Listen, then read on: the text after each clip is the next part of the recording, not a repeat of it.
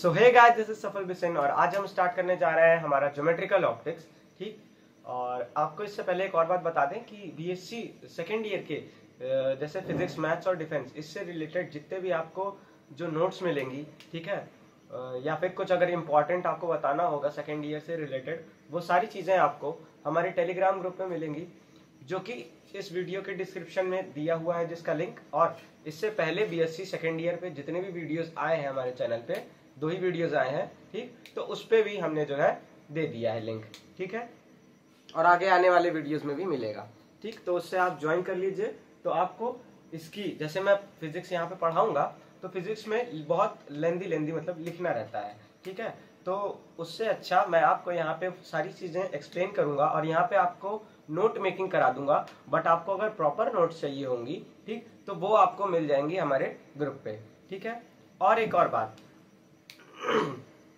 जैसे ही हमारी पहली यूनिट खत्म होगी, हम क्या करेंगे, उसके बाद उसी यूनिट पे एक वीडियो हम जो है अपलोड करेंगे, जिसमें हम, जैसे कि हम टॉपिक पढ़ा रहे हैं यहाँ पे रिफ्रैक्टिव इंडेक्स, ठीक, तो बताएंगे कि ये रिफ्रैक्टिव इंडेक्स वाला टॉपिक या जो भी टॉपिक है हमारा, ठीक है ना, न्यूटन्स लॉ वाला टॉपिक है, वो हमारा प्रीवियस ईयर में कितनी बार रिपीट हुआ है, जिससे आपको पता लग पाएगा कि कौन कौन सा टॉपिक, ठीक है ना, हमारे प्रीवियस ईयर में ज्यादा बार रिपीट होके आ रहा है और कौन सा टॉपिक हमारे प्रीवियस ईयर में कम बार रिपीट हुआ है, ठीक। तो आप मतलब डिस्टिंग्विश कर पाएंगे कि किस टॉपिक को अच्छे से पढ़ना है और किसको मतलब मेमोरी में अच्छे से बैठाना है, और किसको एक अपने अंडरस्टैंडिंग बढ़ाने के लिए, किसको केवल और केवल किस टॉपिक को एक बार समझ लेना है बस, और किस टॉपिक को याद रखना है, ठीक है।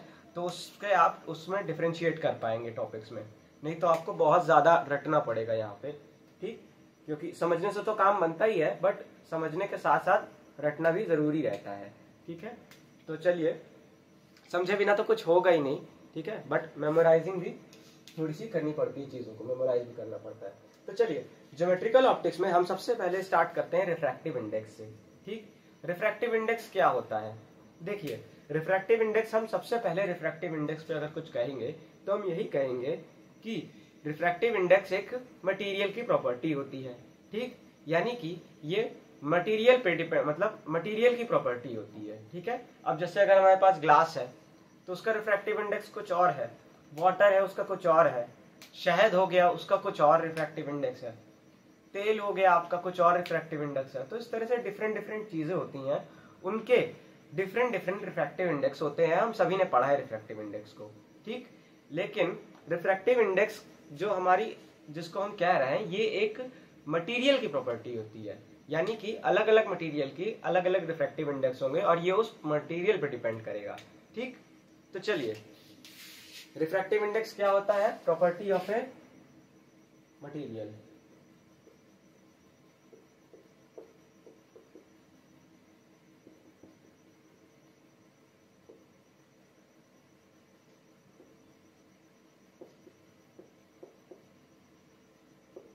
ठीक। प्रॉपर्टी ऑफ मटेरियल की जो है रिफ्रैक्टिव इंडेक्स हमारी क्या होती है, प्रॉपर्टी ऑफ मटेरियल, मटेरियल की प्रॉपर्टी होती है। अब ये कैसी प्रॉपर्टी होती है मटेरियल की, कि जो हमारा मटेरियल है वो लाइट के साथ किस तरह से चेंजेस ला रहा है, ठीक। अगर कोई लाइट हम किसी ग्लास से पास कराते हैं और वही लाइट हम अगर पानी से पास कराते हैं, वाटर से पास करा रहे हैं, ठीक, तो वो दोनों अलग अलग मटेरियल है और अपने अपने हिसाब से उस लाइट रे पे, जो हमारी रे इंसिडेंट है ग्लास पे और रे इंसिडेंट है हमारी वाटर पे, वो दोनों मटेरियल अपने हिसाब से उस लाइट में चेंजेस लाएंगे।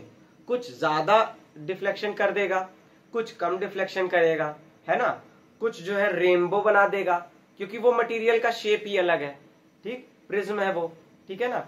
तो वो डिपेंड करेगा हमारे मटेरियल पे, ठीक है ना, तो वो किस तरह से चेंजेस ला रहा है लाइट में, ये हमारा क्या होता है, रिफ्रैक्टिव इंडेक्स। वो प्रॉपर्टी है मटेरियल की रिफ्रैक्टिव इंडेक्स, ठीक। और कैसी प्रॉपर्टी होती है कि वो कितना चेंज ला रहा है लाइट में, ठीक, लाइट में या फिर उसकी स्पीड में, ठीक, क्योंकि एक्चुअल में लाइट में इफेक्ट तभी आ सकता है जब उसकी आप स्पीड में इफेक्ट ला पाओ, ठीक है। तो प्रॉपर्टी ऑफ मटेरियल, यहां से आप लिखेंगे how the material affect the speed of light.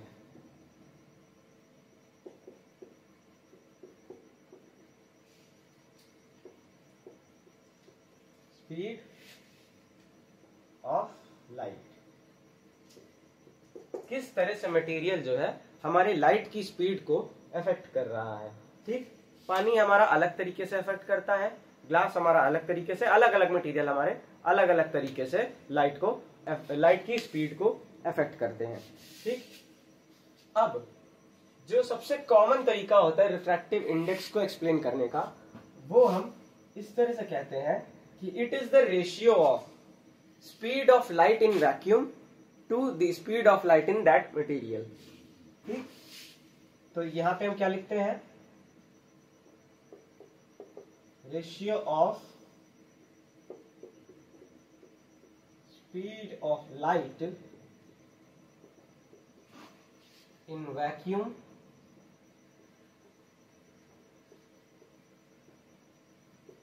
to the speed of light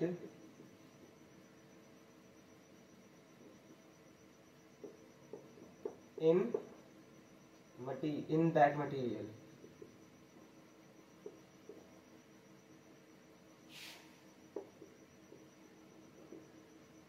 ठीक, तो दो तरीके से हमने आपको बता दिया कि आपका रिफ्रैक्टिव इंडेक्स क्या होता है। Ratio of speed of light in vacuum to the speed of light in that material. अब ध्यान से देखते हैं, देखिए हम सब ने ये फॉर्मूला तो पहले कभी ना कभी पढ़ा ही होगा कि mu is equals to C by lambda. ठीक है, सिंपल सा फॉर्मूला होता है। म्यू यहाँ पे हमारी फ्रीक्वेंसी होती है, सी हमारा speed of light in vacuum होता है, और लैम्डा हमारा उस लाइट की वेवलेंथ होती है। ठीक, तो यानी कि स्पीड ऑफ लाइट हमेशा कांस्टेंट होती है वैक्यूम में, मतलब स्पीड लाइट की जो वैल्यू है, लाइट की स्पीड की जो वैल्यू है वैक्यूम में, वो हमेशा कांस्टेंट होती है, और वो किसके बराबर होती है, सी के बराबर। ठीक, यानी कि लैम्डा और म्यू जो है हमारा अगर हम इधर ले आए तो वो हमारे हमेशा कांस्टेंट वैल्यू देगा, वो देगा सी। ठीक, अब देखिए अगर हमारी एक लाइट चल रही है, ठीक, मान लेते हैं कोई मीडियम है, ये इस मीडियम में एंटर करती है। ठीक है ना, ये कोई अगर हमारा मीडियम है, ये इस मीडियम में अगर हमारी लाइट एंटर करती है तो इसकी स्पीड पे इफेक्ट पड़ता है। ठीक, how the material affect the speed of light, है ना, यानी कि अगर एंटर की तो इसकी स्पीड पे इफेक्ट पड़ेगा, यानी कि C आपका V हो जाएगा। मान लेते हैं ये म्यू और V को कंफ्यूजन में मत रखिएगा, ये म्यू है, ठीक, ये म्यू है आपका और ये V है। ठीक है ना, दोनों की बनावट देखिए, थोड़ी सी इसमें डिफरेंस आपको पता लग जाएगा, ऐसे बनता है। ठीक, स्पीड का भी। और जो जैसे कि अब देखिए how the material affect the speed of light. ठीक, अफेक्ट किया C से V हो गई लाइट की स्पीड, ठीक, उस मटेरियल में। अब V अगर हो गई है तो इस इक्वेशन को बनाए रखने के लिए हमें या तो हमारा लैम्डा चेंज हो या तो हमारा फ्रीक्वेंसी चेंज हो, बट हमारी जो फ्रीक्वेंसी होती है, ठीक, वो हमारे एनर्जी को डिनोट करती है, हमारी लाइट की। ठीक, जो कि कभी भी चेंज नहीं हो सकती, बिकॉज यहाँ पे कंजर्वेशन ऑफ एनर्जी का रूल लगता है, तो एनर्जी हमारी कंजर्व रहेगी, यानी कि V जो हमारा है वो हमारा एज इट इज कांस्टेंट बना रहेगा। यानी कि लाइट अगर एक मीडियम से दूसरे मीडियम में जाती है तो फ्रीक्वेंसी में हमारा कोई चेंज नहीं आना है। ठीक, लेकिन अगर ये हमारा म्यू का म्यू बना हुआ है, ठीक, और C हमारा V हो गया है, इसका मतलब कि जो हमारा लैम्डा है वेवलेंथ वो भी चेंज होएगा, लैम्डा m हो जाएगा म्यू की वैल्यू को कांस्टेंट बनाए रखने के लिए। ठीक, तो V अपॉन लैम्डा m आ जाएगा यहाँ पे।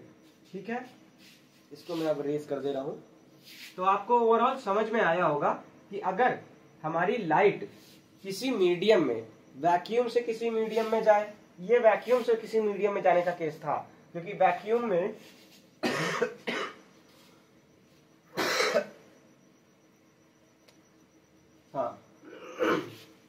सॉरी थोड़ा सा गला खराब है। ठीक, तो देखिए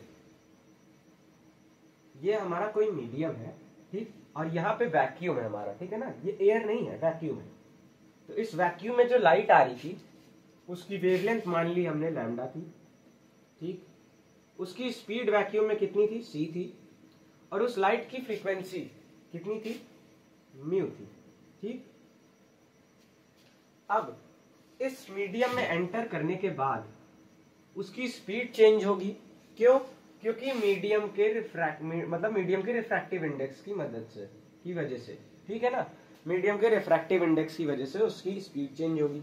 c उसका हो गया v, ठीक, लैम्डा जो था उसका हो गया लैम्डा m, बट म्यू जो है उसका म्यू बना रहेगा, ठीक है ना, उसका जो फ्रीक्वेंसी है वो एज इट इज सेम रहेगी, ठीक। तो आई होप आपको ये समझ में आया होगा कि वैक्यूम की वैल्यूज हमने ली हैं ये सब, ठीक है ना, ठीक। तो आपको इतनी चीजें यहाँ पे क्लियर हो गई। चलिए अब आगे हम इसको और एक्सप्लेन करते हैं। तो हमारा जो रिफ्रैक्टिव इंडेक्स है उसको क्या कहा जाता है, speed of light in vacuum to the speed of light in that material. तो हमारा रिफ्रैक्टिव इंडेक्स डिनोट किया जाता है म्यू से, ठीक, और इसको क्या कहा जाता है, ratio speed of light in vacuum, यानी कि क्या थी वैक्यूम में, अभी हमने देखी थी यहाँ पे c upon speed of light in that material. उस मटेरियल में स्पीड कितनी हो गई थी हमारी, v हो गई थी, तो ये v हो गया, ठीक है, ठीक, ये हमारा क्या आ गया, रिफ्रैक्टिव इंडेक्स आ गया। अब अगर हम ध्यान से देखें, यहां से इसको एरो की बजाय हम लिख सकते हैं इक्वल टू, ठीक, क्योंकि still v upon lambda m का जो रेशियो है वो हमारा म्यू ही देगा, ठीक है। तो अब हम वहां से हमको क्या मिलता है, यहां से हमको दो चीजें मिली। पहली क्या कि म्यू लैम्डा, ठीक, इज इक्वल्स टू c, और दूसरी चीज क्या मिली, mu lambda m is equals to v, ठीक। हमको ये दो चीज मिली। c की जगह पे म्यू लैम्डा रखेंगे यहां पे हम, और v की जगह पे म्यू लैम्डा m रखेंगे। लैम्डा m क्या है, हमारी wavelength of light in medium m, ठीक है ना। तो यहाँ पे हम रखेंगे म्यू लैम्डा m, ठीक, ये से ये कट जाएगा, ठीक। तो ओवरऑल हमको क्या मिल के आएगा, यहाँ पे ओवरऑल जो हमको मिलेगा वो मिलेगा लैम्डा अपॉन लैम्डा m, ठीक।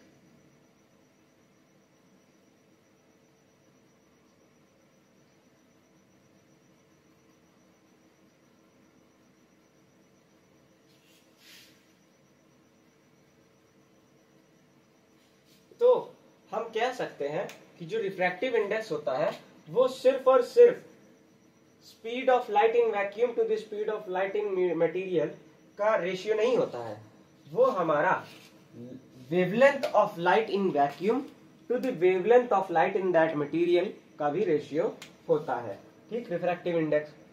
अब हमारे पास एक चीज सामने आई कि वैक्यूम में जो लाइट की स्पीड है वो तो हमेशा कांस्टेंट रहती है, और उसकी वैल्यू क्या है, c, ठीक। लाइट की स्पीड वैक्यूम में चेंज नहीं होगी, हमेशा कांस्टेंट बनी रहेगी, ठीक। उसी तरह से लाइट की जो वेवलेंथ है वो भी हमारी वैक्यूम में हमेशा कांस्टेंट रहेगी और यही बनी रहेगी, ठीक। अब ये हो सकता है कि वैक्यूम में हो सकता हो कुछ लाइट बहुत ही ज्यादा एनर्जी हो, ठीक है, एनर्जेटिक हो, ठीक, और कुछ लाइट बहुत ही ज्यादा लो एनर्जी की हो। इसका सेंस आप यहां से लगा सकते हैं कि ज्यादा एनर्जी यानी कि ज्यादा फ्रीक्वेंसी, क्योंकि लाइट की एनर्जी कैसे दी जाती है, फोटॉन्स होते हैं लाइट, तो उसकी एनर्जी h म्यू से दी जाती है ना, पढ़े होंगे डुअल नेचर वाले चैप्टर में, डुअल नेचर ऑफ लाइट में, ठीक। तो उसकी ज्यादा म्यू यानी कि ज्यादा एनर्जी, और जहां पे फ्रीक्वेंसी ज्यादा होती है लाइट की वेवलेंथ कम होती है, और जहां पे वेवलेंथ ज्यादा होती है जिस लाइट की उसकी फ्रीक्वेंसी कम होती है, ठीक। लेकिन हम यहाँ पे क्या बात कर रहे हैं कि हमारे लाइट की वेवलेंथ हमने कांस्टेंट बनाई, एक पर्टिकुलर लाइट को लिया है, ठीक, मोनोक्रोमेटिक लाइट को लिया है। मोनोक्रोमेटिक मतलब कि जिसकी वेवलेंथ हमारी क्या हो, सिंगल वेव, मतलब कि एक पर्टिकुलर वेव जिस लाइट के पास एक कांस्टेंट वेवलेंथ होती है उसको हम कहते हैं मोनोक्रोमेटिक लाइट, ठीक। तो यानी कि एक कांस्टेंट वेवलेंथ है, हमने ले ली लैम्डा, ठीक है ना। ये वैक्यूम की बात कर रहे हैं हम, ठीक। तो वैक्यूम में तो हमने फिक्स कर दी, हमने क्या ले ली, लैम्डा ले ली, ठीक। अब वैक्यूम ये भी फिक्स, ये भी फिक्स, ठीक, यानी कि इसको हम कह सकते हैं कांस्टेंट, है ना। अब एक बात बताइए, हमने पहले ये पढ़ा था कि मान लेते हैं अगर हमारे पास ओम्स लॉ याद करते हैं, ठीक, V is equal directly proportional to I, है ना, ठीक। जो हमारा वोल्टेज रहता है वो किसके प्रोपोर्शनल डायरेक्टली रहता है, करंट के डायरेक्टली प्रोपोर्शनल रहता है। प्रोपोर्शनलिटी का साइन हटाते हैं तो एक कांस्टेंट लगता है इक्वल टू, और यहाँ पे क्या जाता है मतलब एक कांस्टेंट लगता है R, ठीक, और यहाँ पे इक्वल का साइन आ जाता है प्रोपोर्शनलिटी काट के, ठीक। तो यहाँ पे कांस्टेंट आया कि नहीं, उसी तरीके से ये हमारे दो कांस्टेंट पहले से ही हैं। अगर इन कांस्टेंट्स को हटाएंगे हम तो हमको क्या मिलेगा कि जो हमारा रिफ्रैक्टिव इंडेक्स है वो हमारा इनवर्सली प्रोपोर्शनल आ रहा है किसके, speed of light in that material, ये v है, speed of light in that material, and mu is inversely proportional to speed or wavelength of light in that medium, ठीक, ठीक है। तो ये इन दोनों के इनवर्सली प्रोपोर्शनल होता है। इसको आप आराम से नोट डाउन कर लीजिए।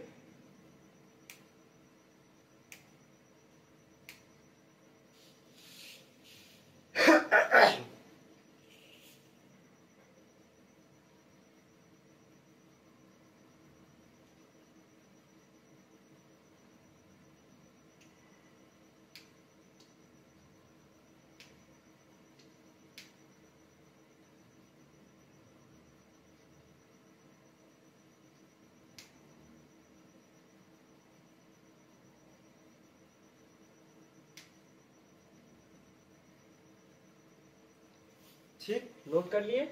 चलिए, ये हो गया हमारा रिफ्रैक्टिव इंडेक्स।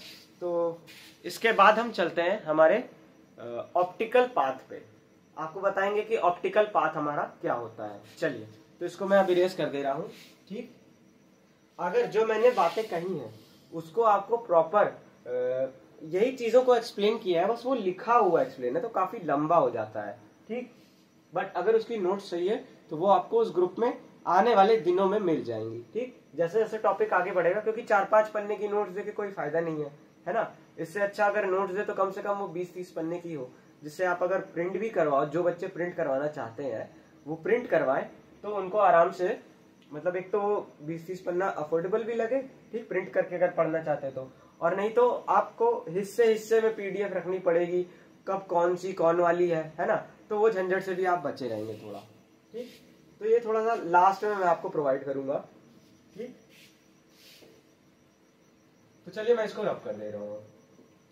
अगली हेडिंग रहेगी हमारी ऑप्टिकल पाथ, ठीक।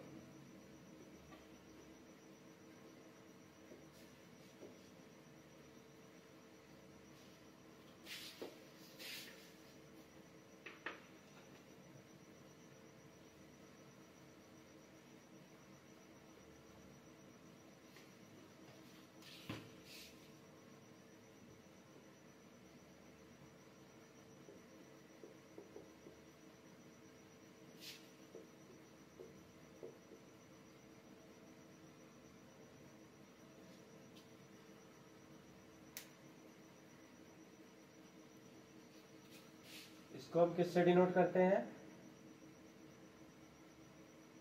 डेल्टा पी से, ठीक। देखिए, ऑप्टिकल पाथ को समझाने से पहले आपको एक बार बता दें ज्योमेट्रिकल पाथ क्या होता है।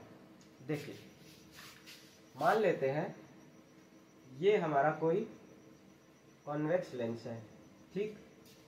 ये हमारा कोई कॉन्वेक्स लेंस है, ये हमारी एक लाइट गई, ये ऐसे इंसिडेंट आ गई, ठीक है।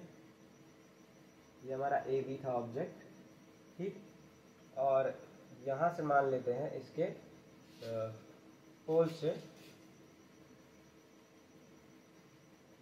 स्ट्रेट लाइन गई, ठीक।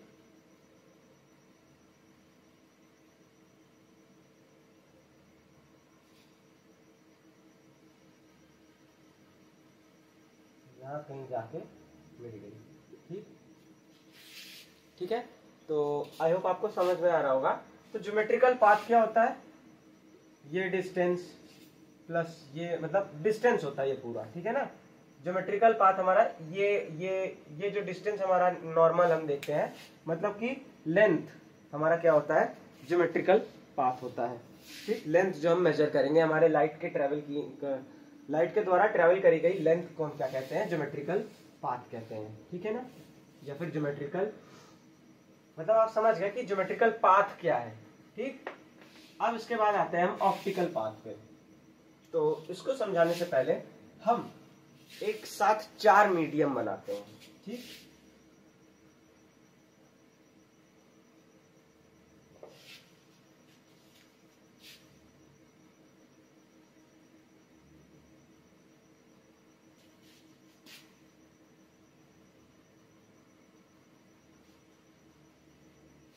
ठीक,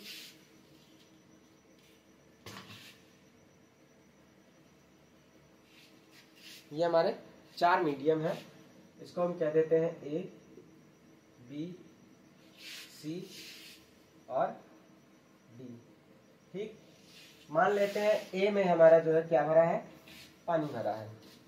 बी में हमारा शहद मान लेते हैं भरा है। सी में हमारा क्या है? तेल मान लेते हैं, ठीक है ना।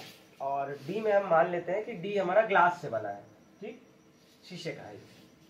अब देखिए, यहां से मान लेते हैं इंसिडेंट रे आई, ठीक, कुछ करके हमारा ये जो है डिफ्लेक्ट हुई, ठीक। फिर यहां से ये भी डिफ्लेक्ट हुई, फिर ये डिफ्लेक्ट हुई, इस तरह से मतलब ट्रैवल कर रही है अपना, ऐसे ऐसे करके, ठीक। और ये भी हमारा यहाँ, ठीक है ना। ये हमारा क्या है? पाथ है। अब देखिए, टी टाइम यहां भी ली है वो ट्रेवल करने के लिए, टी टाइम यहां भी ली है वो ट्रेवल करने के लिए, टी टाइम यहां पे भी ली है और टी टाइम यहां पे भी ली है, ठीक है, कोई दिक्कत नहीं, ठीक।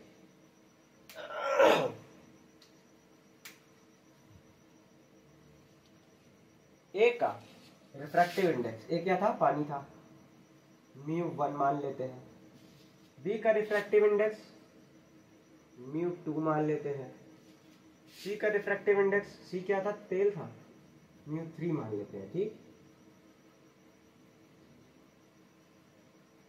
और डी का रिफ्रैक्टिव इंडेक्स μ4 मान लेते हैं, ठीक है। अब देखिए, ये मान लेते हैं x1 लेंथ है, ज्योमेट्रिकल पाथ जो मैंने बताया आपको, ठीक। ये आपका क्या है? x2 मान लेते हैं, लेंथ है यहां से यहां तक की, यहां से यहां तक की x3 मान लेते हैं, ठीक है। और यहां से यहां तक की x4 मान लेते हैं, ठीक। ये सब क्या है? x1, x2, x3, x4 क्या है? हमारा ज्योमेट्रिकल पाथ है। ए मटेरियल में, बी मटेरियल में, सी मटेरियल में और डी मटेरियल का ज्योमेट्रिकल पाथ है, ठीक।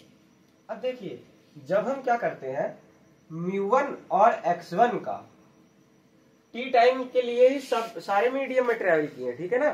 टाइम सब में सेम है लाइट के ट्रेवल करने का। देखिए, अगर इसमें स्पीड, लाइट की स्पीड ज्यादा होती है तो ये मटेरियल की लेंथ भी हमने ज्यादा रखी, जिसकी वजह से x1 हमारा बड़ा रहा, ठीक। अब हमें ये पता है कि स्पीड अगर ज्यादा, म्यू जो हमारा होता है रिफ्रैक्टिव इंडेक्स, ठीक, वो हमारा इनवर्सली प्रोपोर्शनल होता है speed of light in that medium. Speed अगर ज्यादा है तो म्यू छोटा होगा, इसका मतलब कि पानी का म्यू हमारा छोटा था, तो जो है लाइट ज्यादा तेज ट्रेवल की तो x1 हमारा बड़ा होएगा, ठीक। इसका ये हमारा था शहद, शहद का म्यू हमारा थोड़ा बड़ा रहता है, ठीक। तो जो हमारा स्पीड थी इसमें कम थी, इसका मतलब कि टी टाइम के लिए ट्रेवल किया बट स्पीड तो कम थी, तो कम डिस्टेंस ट्रेवल किया, यानी x2 हमारा छोटा होगा, ठीक। x3 की बात करें तो तेल है, इसका रिफ्रैक्टिव इंडेक्स इन दोनों के बीच में आता है कहीं, तो x3 जो होगा वो हमारा x1 से छोटा होगा बट x2 से थोड़ा सा बड़ा होगा, ठीक। और d हमारा होता है ग्लास, और वो भी उस हिसाब से हमारा उनके कंपैरिजन में रहेगा, बड़ा होगा या छोटा होगा या जो भी होगा, ठीक है ना। बस हमें ये पता रहना चाहिए कि x1 x2 x3 x4 equal नहीं है ये, ठीक है ना। रिफ्रैक्टिव इंडेक्स अलग है, सेम टाइम तक लाइट ट्रेवल की है, तो लाइट की स्पीड हर मीडियम में चेंज हुई होगी, टाइम सेम है, स्पीड अलग है, तो डिस्टेंस भी अलग अलग आएगा, ठीक। Speed is equal to distance upon time वाला फॉर्मूला अगर आपको उसका बेसिक्स पता है तो वो आप समझ जाएंगे यहाँ पे, ठीक है ना। स्पीड अलग है हर मटेरियल में, टाइम सेम है हर मटेरियल में, तो डिस्टेंस भी हमारा हर मटेरियल का तय बात है कि अलग अलग आएगा।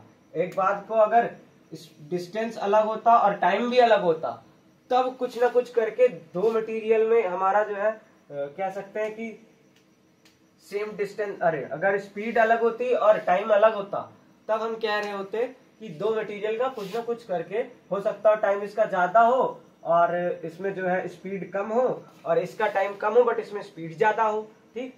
टाइम दोनों का डिफरेंस है, ठीक। तब हो सकता था कि जो है क्या करते, स्पीड और टाइम का इंटू करके x1 भी उतना ही आता और x4 भी उतना ही आता, बट यहाँ पे टाइम सेम है, इस वजह से यहाँ पे x1 x2 x3 x4 ये सब क्या है, इक्वल नहीं है एक दूसरे के, अलग है एक दूसरे से, ठीक।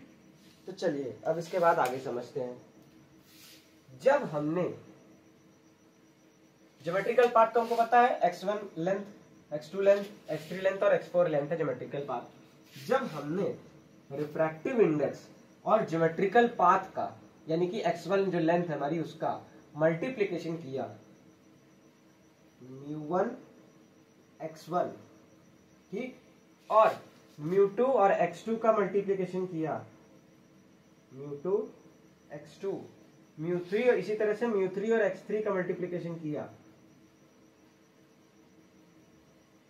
μ3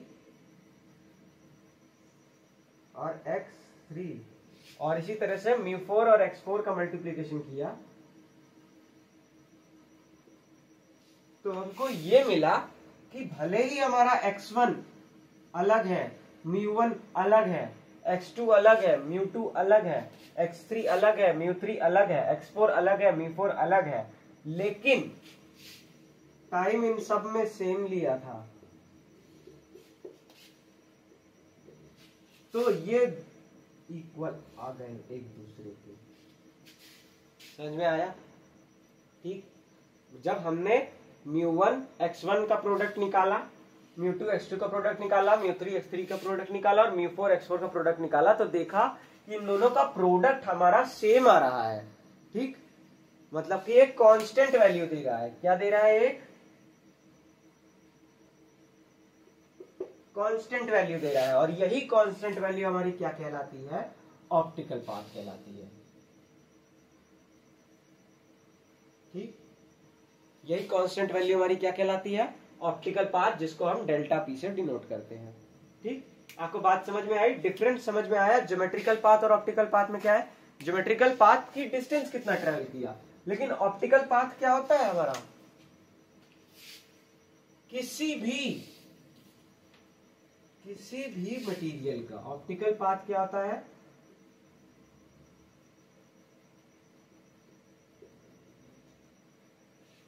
किसी भी मटेरियल का रिफ्रैक्टिव इंडेक्स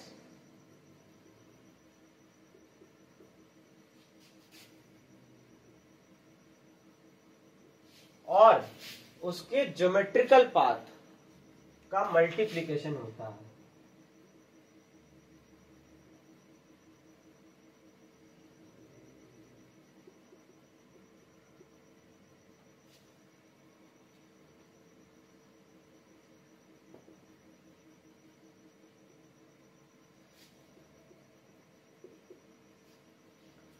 ऑप्टिकल पाथ हमारा क्या आता है, रिफ्रैक्टिव इंडेक्स और ज्योमेट्रिकल पाथ के प्रोडक्ट के बराबर आता है और हमेशा कांस्टेंट रहेगा। यानी कि कोई भी मटेरियल हो, अगर उसका रिफ्रैक्टिव इंडेक्स, मतलब मान लेते हैं कोई मटेरियल है, उसमें से हमने कोई लाइट की रे पास कराई, ठीक, तो और दूसरे मीडियम से भी हमने जो है अलग लाइट की रे पास करा दी, या फिर चलिए वही लाइट की रे पास कराई। ठीक, अब देखिए उस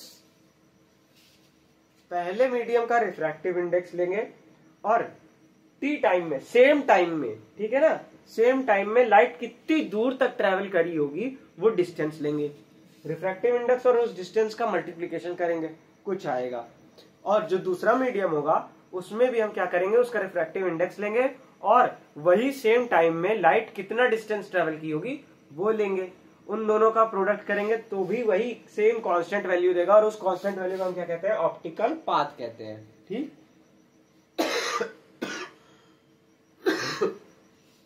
सॉरी। ठीक, तो आई होप आपको समझ में आ गया होगा। ऑप्टिकल पाथ की मैं डिफिनीशन भी लिखवा देता हूं। ठीक,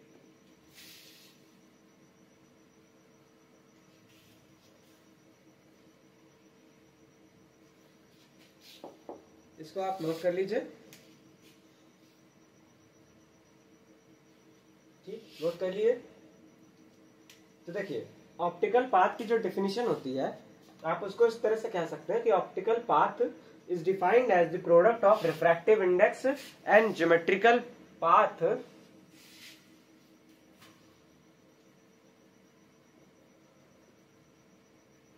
फॉर ए गिवन टाइम। एक बार मैं क्रॉस चेक कर लूं।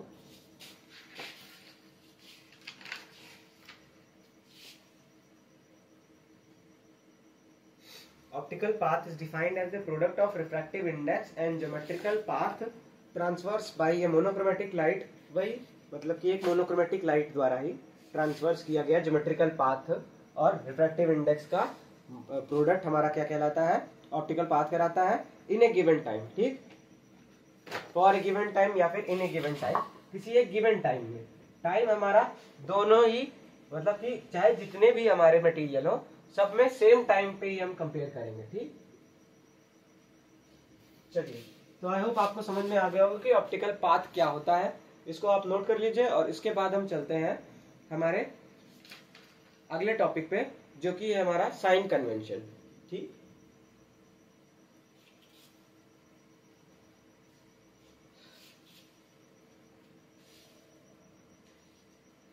तो चलिए,